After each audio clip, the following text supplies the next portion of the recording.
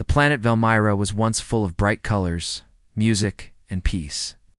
Tall crystal towers reached the skies, and gentle winds carried the songs of its people. But now smoke filled the air. The trees were burning, the towers broken, and the streets empty. War had arrived, brought by the cold and heartless invaders known as the VORREK. In the middle of this chaos, a young human soldier named Lance Carter moved quickly through the ruins. His armor was scratched and dirty, his helmet was off, revealing short dark hair and sharp green eyes that scanned the area carefully. He wasn't the biggest or strongest soldier, but he was fast, clever, and brave. Lance was part of the Earth Peace Corps, sent to help Velmyra against the Vorek invasion. He respected the Velmarans. They were peaceful, kind people. They didn't deserve this war.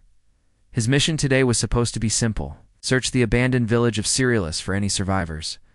But something didn't feel right. His communicator had gone silent.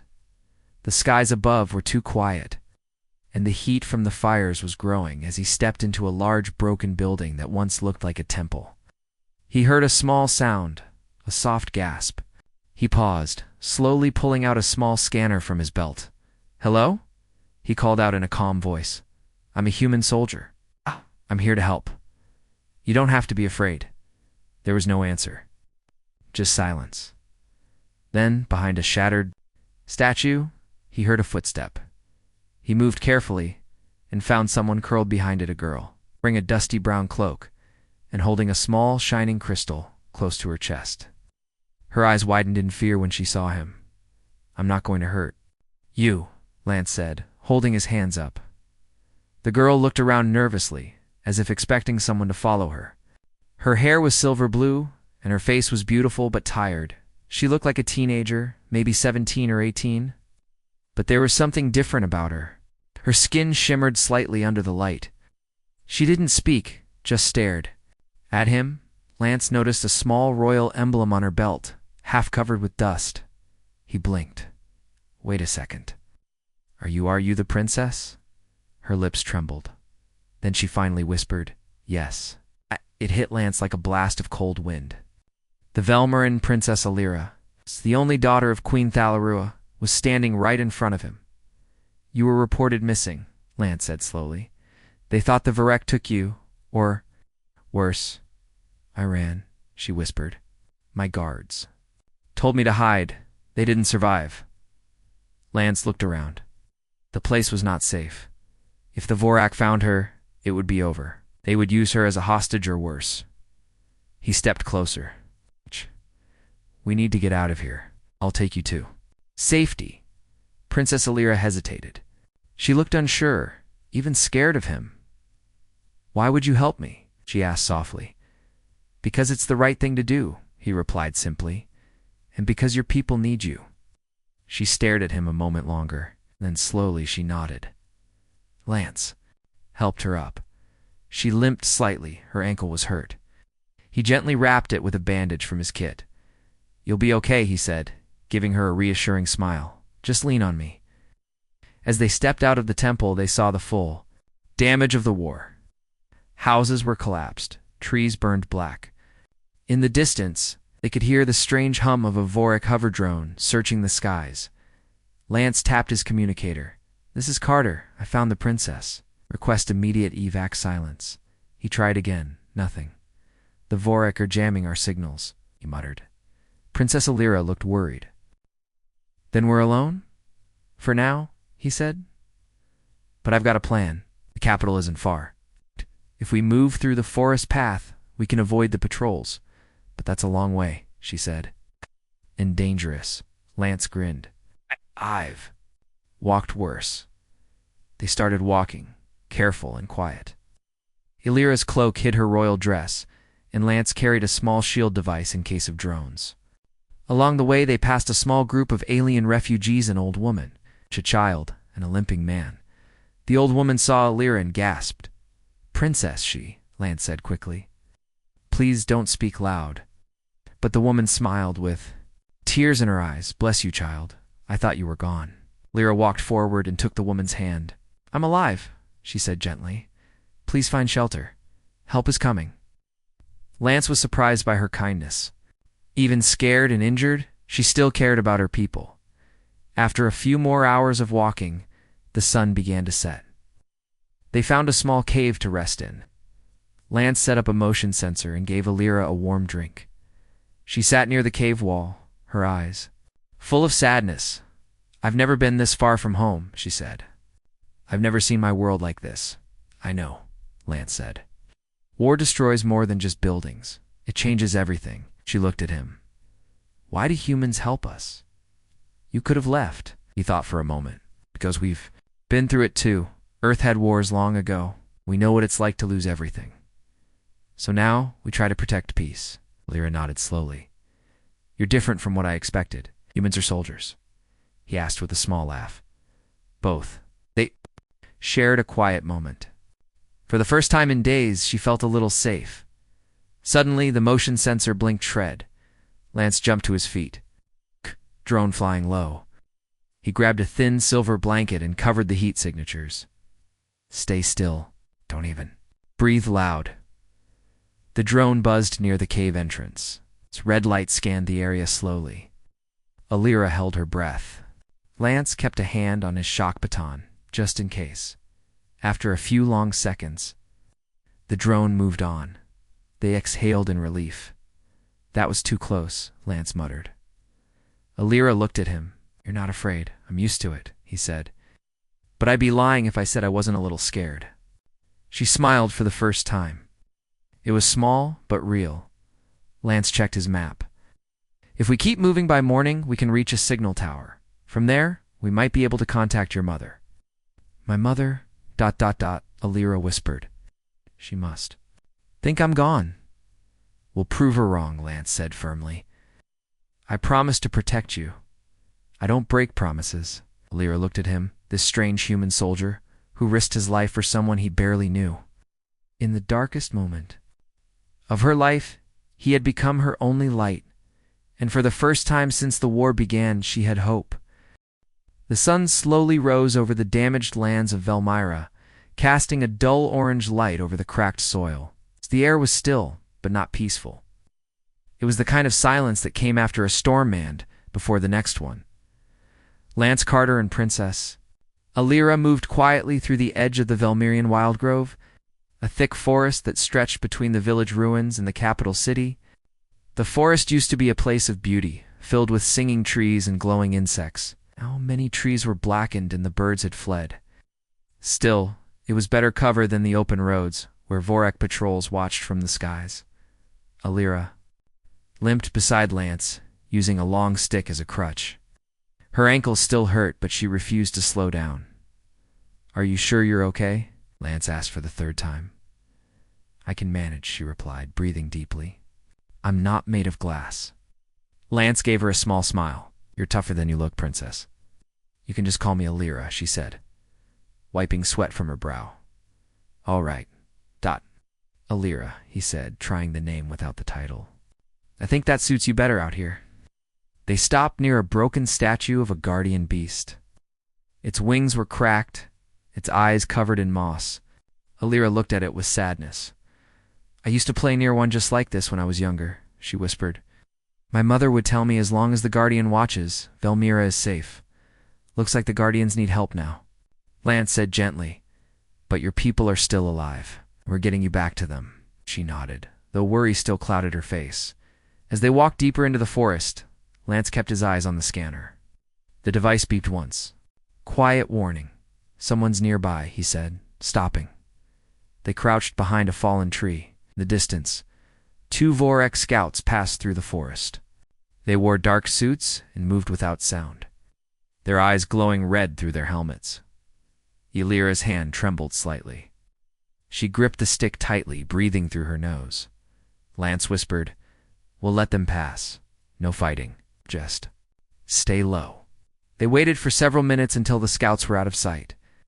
Then they moved again, slower this time. "I hate how they hunt," Alira said quietly. "Like shadows with no soul. They don't care about peace," Lance replied. "Just power." By noon, they reached an abandoned Velmyran village, half swallowed by nature. Vines grew over rooftops, and grass pushed through broken streets. It was quiet, too quiet. "We'll rest here," Lance said. "I'll check the houses. You stay hidden." He searched the area quickly, using hand signs like a scout. In one home, he found a working water filter and half a box of dried fruit. In another, an old weather radio. He returned to Alira, who had taken shelter in a shaded garden. She smiled when she saw the fruit. "Didn't expect lunch delivery," she said. "You're lucky I didn't eat it all," he joked, as they ate. She asked him, what was Earth like before the Peace Corps? Lance thought for a moment. It was a mess, to be honest. Nations were divided. People fought over resources, land, and pride. But then came the Unity Treaty, and everything changed. For the better. "And now humans travel between stars," she said with wonder. He nodded. "We're still learning. But we know peace is worth fighting for, not with weapons, but with help." She looked at him with new respect. "I was told humans were dangerous. Some are," he admitted. "But so are some Velmarons and some Vorek. Doesn't mean we stop trying to be better." Suddenly the old radio buzzed static, then a voice. "This is Scout Captain Varric. Queen Thalara is confirmed alive." Repeat. "Queen Thalara is alive, surrounded in the capital tower. Quest reinforcements." Signal fading then. Silence. Alira's eyes widened. "My mother's alive." Lance grinned. "I told you she's tough." "But she's trapped," Alira said, standing up. "We have to get to her." "We will," Lance said. "But we'll need to reach the signal tower near the cliffs. From there, I can call for help." They packed quickly and left the village. Time was no longer their enemy, the Vorek were. Hours later, near the cliffside signal tower, the forest opened to reveal a sharp cliff edge, where a tall but broken signal tower stood like a skeleton of metal. It leaned slightly, damaged but still standing. Lance pulled out a climbing rope and hooked it to a jagged beam. "We'll need to climb halfway up to reach the panel." "I'll go first." Alira looked up nervously. "That looks dangerous." "Nope. Be fine. I'll help you from the top." He climbed with ease, his boots gripping the metal carefully. When he reached the middle, he called down, "Okay, your turn." Alira began climbing slowly, using both hands. Wasn't strong, but she was determined. Halfway up, the wind picked up. The tower shook. "Don't look down," Lance called. "One hand, one foot. Keep moving." Alira reached the platform, breathing hard. "That was the scariest thing I've ever done." "Welcome to my world," Lance said, grinning. He opened the panel and adjusted the wires. Sparks flew. Screen lit up. "Earth base. Come in. This is Lance Carter. Princess Alira is alive." Repeat. "I have the princess." There was a pause, then a clear reply. "Carter, we've been searching for days. Is she safe?" "She's right here. We're near Cliffside Tower, heading for the capital." Quest. Escort coordinates uploaded. Received. Stay low. "Meet you near the east wall in 12 hours? Lance turned to Alira. "Help's coming." Before she could answer, a noise echoed below crunching leaves. Lance looked down. His eyes narrowed. Kodrak Patrol had arrived. "They must have picked up the signal," he said. "Time to go." They hurried down the tower, swinging off the ropes. Lance grabbed his gear, and they sprinted through the forest. The Vorek drones flew overhead. Red beams scanned the trees. Lance whispered, "We need to split. I'll lead them away." "You keep going?" "No." Alira grabbed his arm. "I won't leave you. There's no time to argue. You said we're in this together." He looked at her, surprised. She was serious. Finally, he nodded. "All right then, follow me. I've got an idea." 10 minutes later, at the Echo Caves, led her to a hidden cave system, full of tunnels and strange echoes. The Vorek followed them inside, but the sounds confused their scanners. Every footstep sounded like 10. Every whisper bounced around like thunder. Lance and Alira used this to their advantage. He tossed a rock far down one tunnel, and it echoed. Endlessly. The Vorek turned and chased the wrong sound. "That bought us time," Lance said. "Let's move." They crawled through a narrow passage and came out on the other side, safe for now. Alira wiped sweat from her forehead. "You tricked them." "Humans are good at tricks," he said, smiling. She laughed, then looked up at the stars. We're getting close, aren't we? Yes, Lance said. We'll reach the Capitol wall by sunrise. She looked at him, her eyes shining. Thank you. For what? For not giving up on me? For believing I was more than just a mission? He looked back at her and said, You are. They sat quietly for a while, watching the stars move across the sky. For the first time in days, Alira felt safe not because of walls or weapons, but because of the human beside her. The night was cold, and the stars above Velmyra shone like diamonds in the sky. In the quiet clearing near the Echo Caves, Lance and Princess Alira sat near a small hidden fire, covered by thick tree branches. The fire gave little light, but just enough warmth to keep them going. Lance checked his scanner again. No sign of the Vorek. We lost them for now. Alira stared at the fire, hugging her knees. Do you think they'll keep searching for me? He looked at her seriously.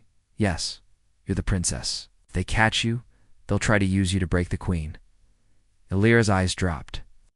I don't want to be a tool. I want to be someone who can help. You already are, Lance said gently. You've stayed strong. You didn't run when we were chased.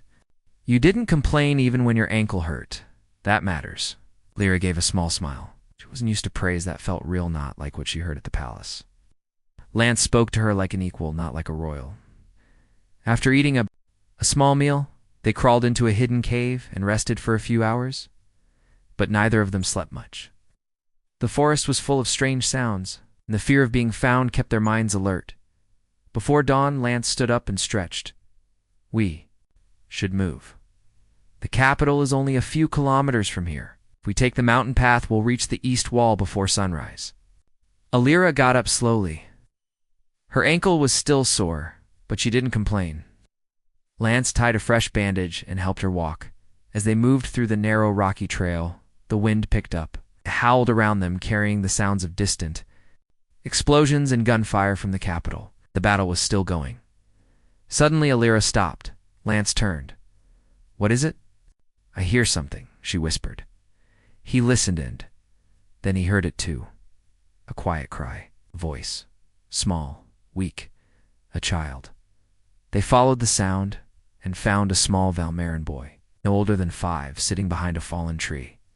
He was shaking. Clutching a stuffed animal, Alira rushed to him. It's okay, little one. You're safe now. The boy looked at her, eyes wide. They took my parents. The monsters came. Lance looked around. The area was clear for now. We can't. Leave him, Alira said firmly. Lance agreed. He picked up the boy gently. All right, buddy. You're coming with us. The boy clung to him tightly. His name was Kilo. He didn't speak much after that. He was scared and tired, but when Alira spoke softly, he seemed calmer. They continued. Up the path, now slower with the child in tow. 2 hours later, the mountain past the trail narrowed dangerously. On one side was the rocky wall of the mountain. On the other, a steep drop into a deep canyon. Lance led the way, holding Kilo with one arm and using his other hand for balance. Alira followed closely, focusing on each step.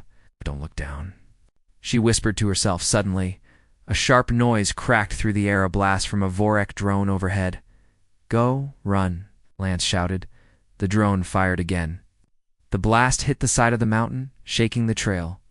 Rocks tumbled down, dust flying everywhere. Alira slipped. Lance spun around. Alira. She was hanging from the edge, fingers gripping the rock. Lance handed Kilo to a safe ledge and dropped to his knees. Hold on, I've got you.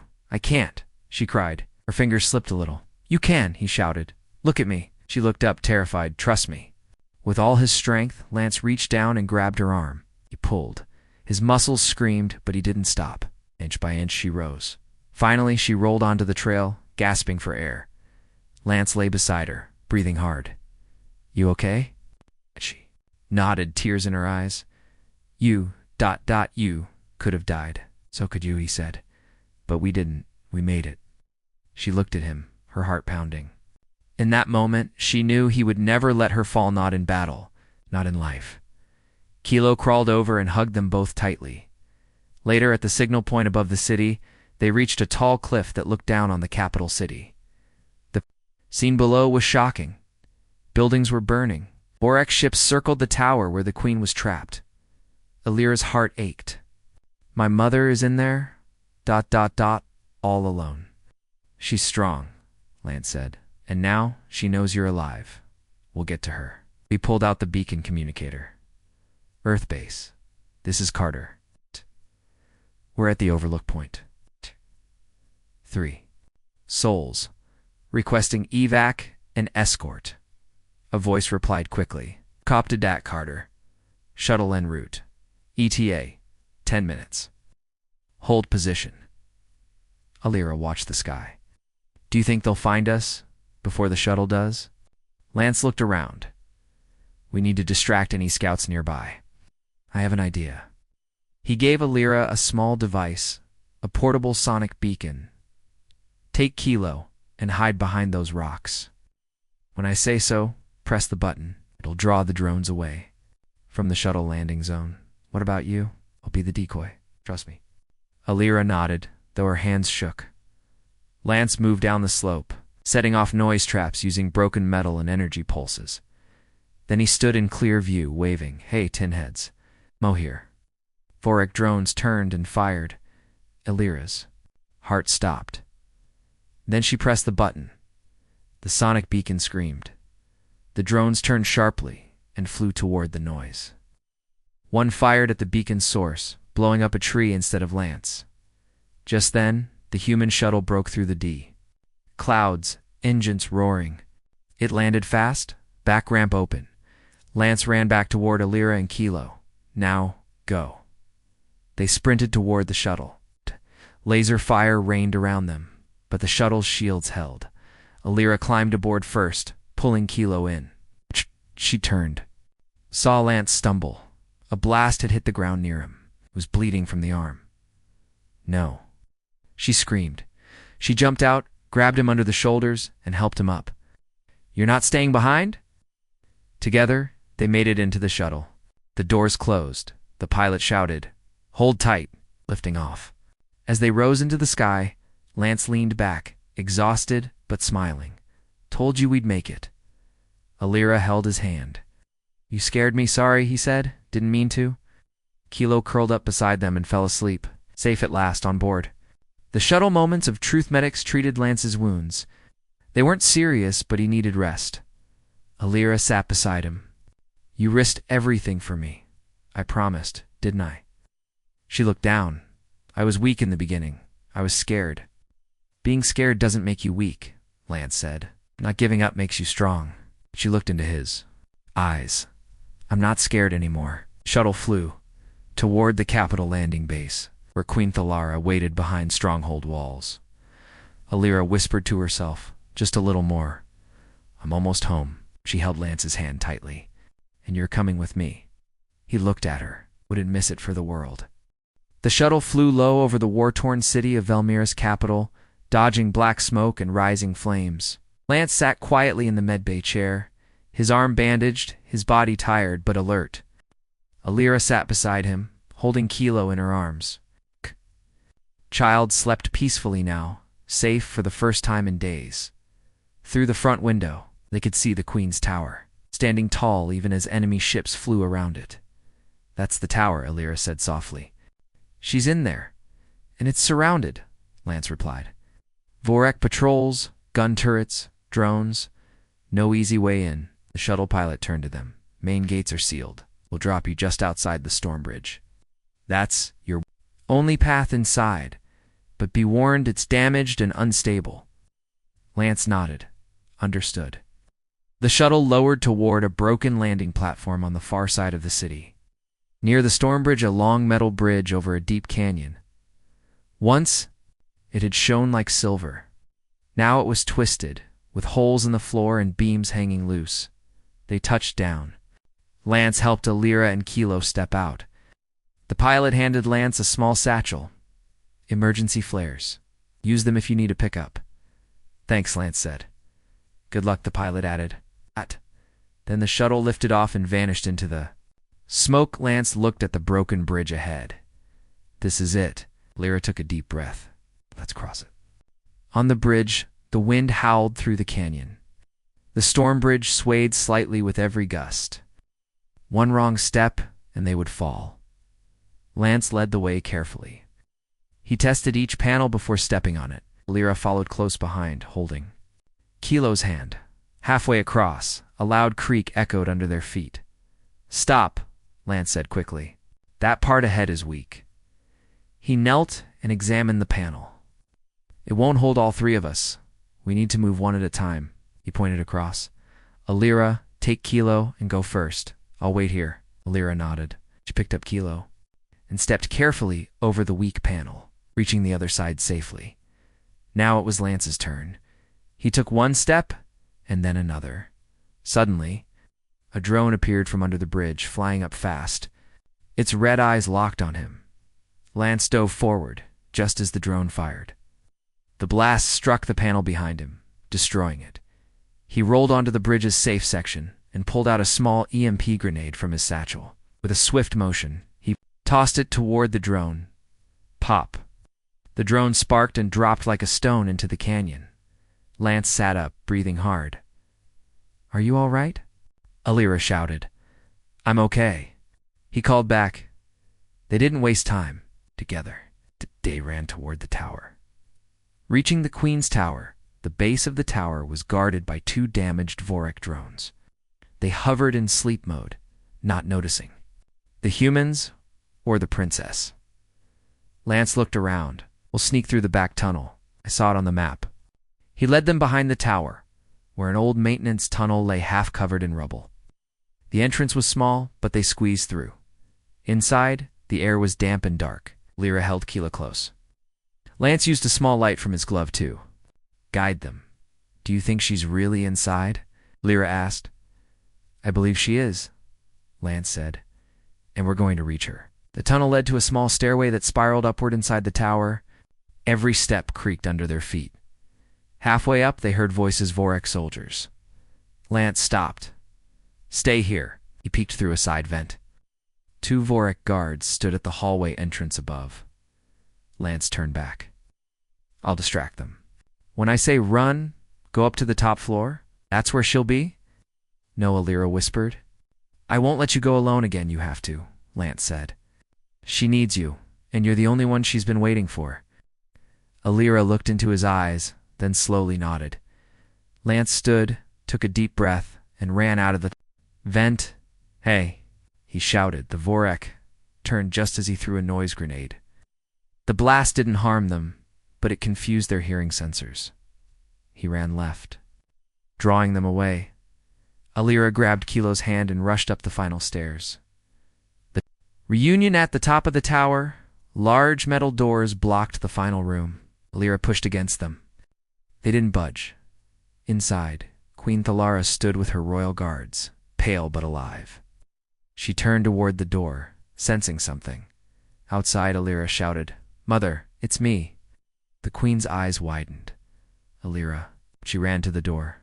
Her guards used their tools to unlock the bolts. With a heavy groan, the doors opened. Lyra rushed in and fell into her mother's arms. The Queen held her tight, tears rolling down her cheeks. "You're alive, my child. You're alive." Lyra wept.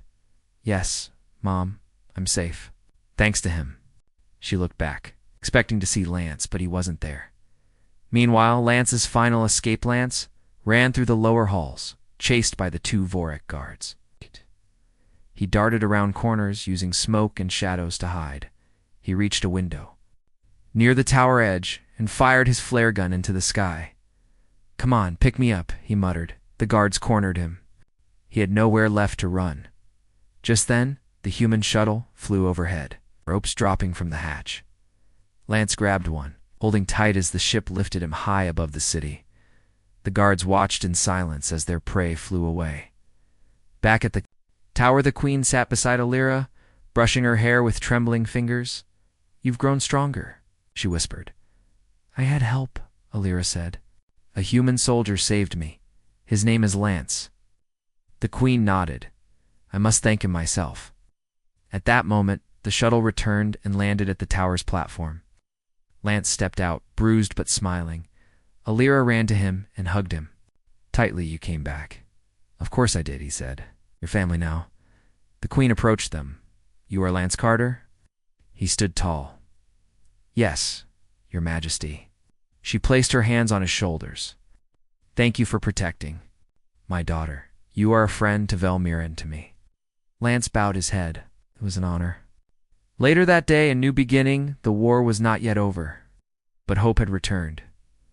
The queen made a public broadcast, showing her daughter alive and safe. The Velmeran people cheered. The Vorix control weakened as rebels rose again. In the palace gardens, Alira sat with Lance and Kilo, watching the stars.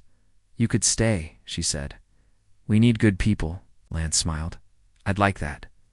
Not as a soldier, she added, but as someone who believes in peace. Nodded. Then I'm staying. For Velmira. And for you. Peace did not return overnight. But from the moment Queen Thalara and Princess Alira stood together on the balcony of the royal tower, hope began to rise in Velmira. The image of the mother and daughter reunited spread across all channels throughout Velmira, across human colonies, and even to neutral star systems. Many who had given up now believed again. And standing quietly in the background of that famous scene was Lance Carter, the human soldier who risked everything to bring the princess home. 1 week later, a different kind of battle the war was. Still active in the far zones of Velmira, but the capital had been secured. Human forces worked alongside Velmiran defenders to rebuild and protect the city. Lance, still healing from his wounds, spent his days helping wherever he could. He didn't wear armor anymore. Instead, he wore simple clothes, blending in with the workers. He repaired broken shelters, carried food to refugee camps, and helped clean the city streets. People didn't recognize him as a soldier. They just called him the kind human. Princess. Alira, now wearing her royal robes again, worked closely with her mother to restore order. But she always found time to visit Lance. One afternoon, she found him teaching a group of children, including little Kilo, how to build simple radio beacons using scrap metal. Alira watched for a while before walking up with a warm smile. Still trying to fix everything, aren't you?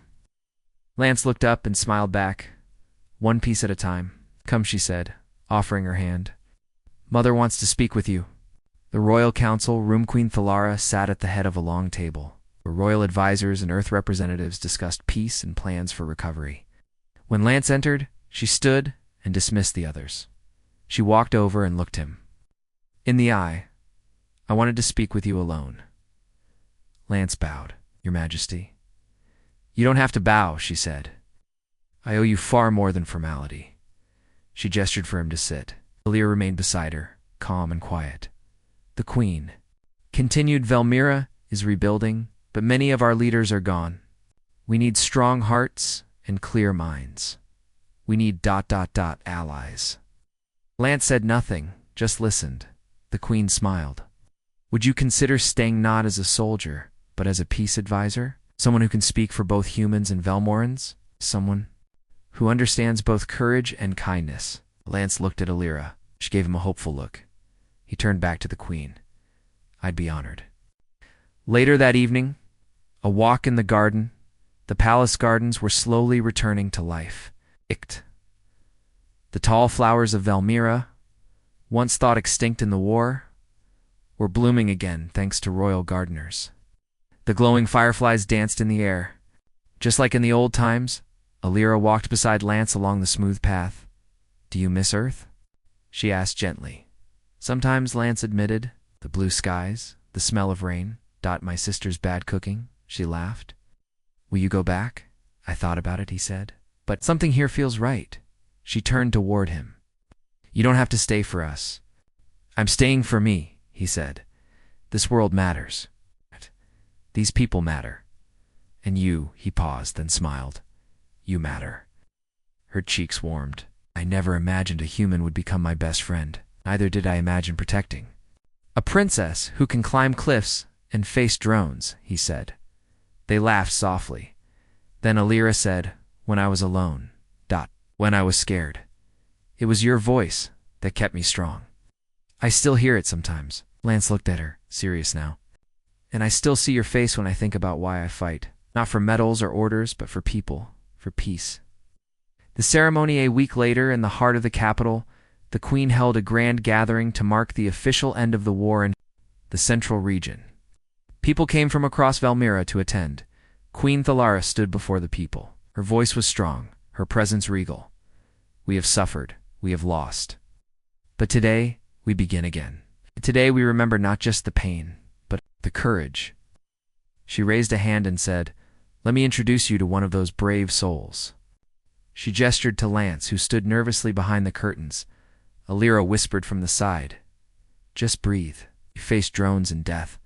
A few cheers won't hurt." He smiled. "You're right." Stepped forward. The crowd fell silent, and then cheered.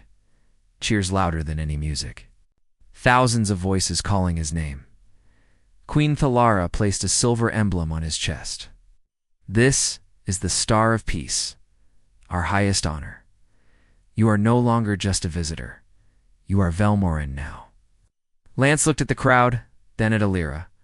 She clapped proudly, her eyes shining. A new life begins in the following months. Lance became a bridge between humans and Velmarins. He helped design better protection systems for villages, started education programs for war orphans. He even helped launch peace talks with the Orcs splinter groups who wanted to stop fighting. He lived in the capital but often traveled with Alira to meet the people. They visited towns, helped farmers, and listened to stories of survivors. People began calling him the hero who stayed. But for Lance, the greatest reward was not the title or the praise. It was the friendship, the laughter, the quiet moments with Alira and Kilo by the lake. It was seeing a world once broken begin to heal. One last message, one quiet night, as stars filled the sky. Lance sent a message back to Earth. It was a video message for his sister. "Hey Cassie, I know I haven't written much. Things got ... intense, but I'm okay.